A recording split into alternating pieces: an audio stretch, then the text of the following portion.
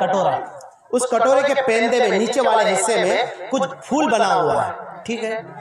تو آپ اس میں آٹا ڈالیے، آٹا اس کو اوندہ کر کے یوں نکال لیجئے، تو کٹورے کے نیچے میں جو پھول ہے، جو ڈیزائن ہے، اس کے نشانات آئیں گے کہ نہیں آئیں گے؟ آئیں گے نا؟ ٹھیک، اب ہم آٹا میں مٹی ڈالیں گے، کچی مٹی، پھر اس کو یوں اٹھا لیں گے، اس میں بھی نشانات آئیں گے؟ آئیں گے نا؟ جو کٹوری میں جو نشانات ہے، کٹوری میں جو نقشہ ہے وہ ہے، یعنی جو سانچہ جیسا ہے۔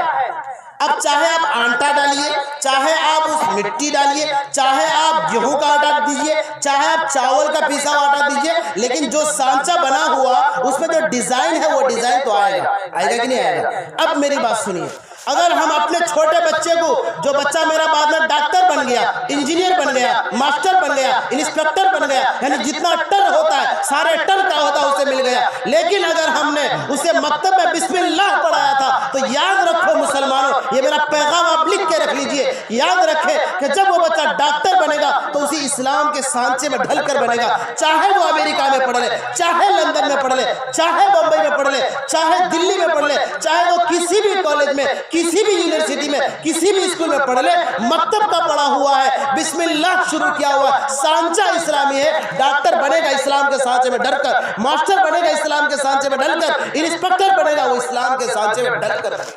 تو کیوں نہ ہم اپنے چھوٹے بچے کو 24 گھنٹہ میں 1 گھنٹہ 2 گھنٹہ جتنا طے ہے، کیوں نہ اپنے بچے کو مکتب میں پڑھا دیں؟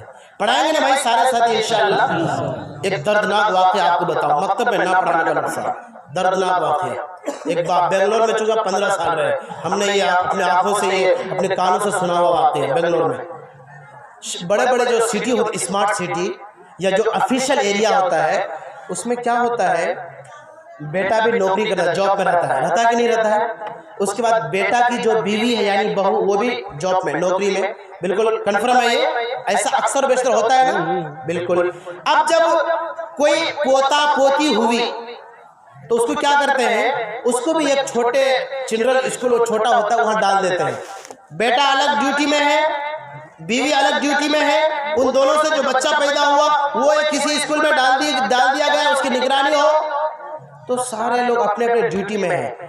جو باپ خون پسینہ ایک کر کے اپنے بیٹا کو انجینئر بنا کر کے نوکری دلایا، وہ اب کہاں جائے گا؟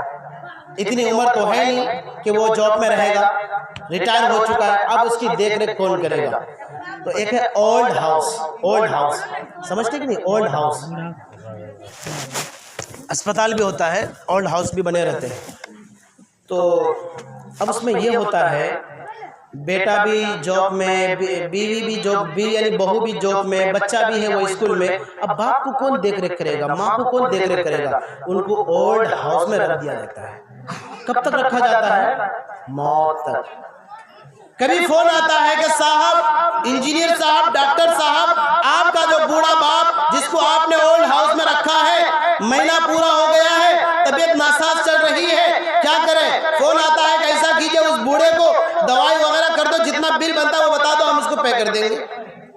حتیٰ کہ جب خبر یہ آتی ہے کہ صاحب آپ کے بوڑھے باپ جس کو آپ نے 10 سال اولڈ ہاؤس میں رکھا، ہم نے اس کی دیکھ ریکھ کی، کھلایا پلایا، سب کچھ کیا، آج اس کا انتقال ہو گیا ہے، کیا کریں؟ فون آتا ہے کہ ایسا کیجئے، کہیں اگر کوئی مسلمان مولوی عالم دکھتا ہے اس کے حوالے کر دیجئے، وہ جنازہ پڑھا کے کہیں دفن کر دیجئے دے گا، میرے پاس اتنی فرصت، اتنی مہلت، اتنا موقع نہیں ہے کہ میں دفنا سکوں، جتنا پیسہ ہوگا بل بتا دینا۔ یہ ہے نتیجہ۔ کیا ہم چاہتے ہیں ایسا ہو میرے ساتھ؟ ہم اس کے ہرگز مخالف نہیں ہیں کہ میرا بیٹا ڈاکٹر بنے، نہیں، ہم تو چاہتے ہیں کہ میرا بیٹا ڈاکٹر بنے، لیکن مسئلہ وہی اسلامی سانچے میں ڈل کر، ورنہ یاد رکھیے کل وہ دن آئے گا کہ فون جائے گا باپ بیٹے کے پاس کہ تمہارا بوڑھا باپ مر رہا ہے، جواب آئے گا میں ابھی بزی ہوں، آپ لوگ جیسے تیسے چاہو کر لو، جتنا خرچ آئے گا وہ بتا دینا، ہم اس کو پے کر دیں گے۔ کیا ہم ایسا دن دیکھنا چاہتے ہیں؟ کتنے ساتھی نہیں دیکھنا چاہتے؟ ہاتھ اٹھائیے تو۔ سارے ساتھی نہیں دیکھیں گے انشاءاللہ۔ تو پھر سارے ساتھی اپنے بچے کو مکتب بھیجیں گے پیسے کے ساتھ، ایسے تھوڑے، جب تک خرچ نہیں کریں گے اس کی اہمیت نہیں آئے گی۔ ایک اور واقعہ آپ کو بتاتا ہوں،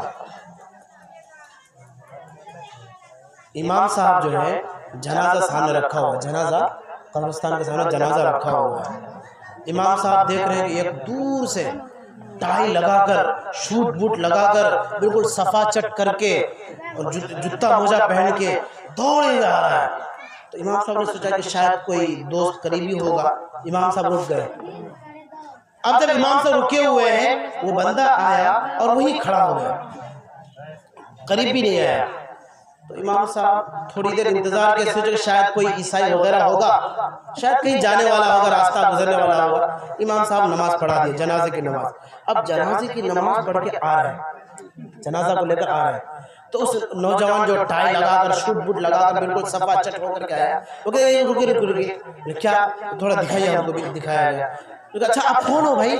اس آدمی سے پوچھا گیا جو ٹائی لگا, آپ کون ہو؟ آپ کوئی رشتہ دار لگتے ہو اس کے؟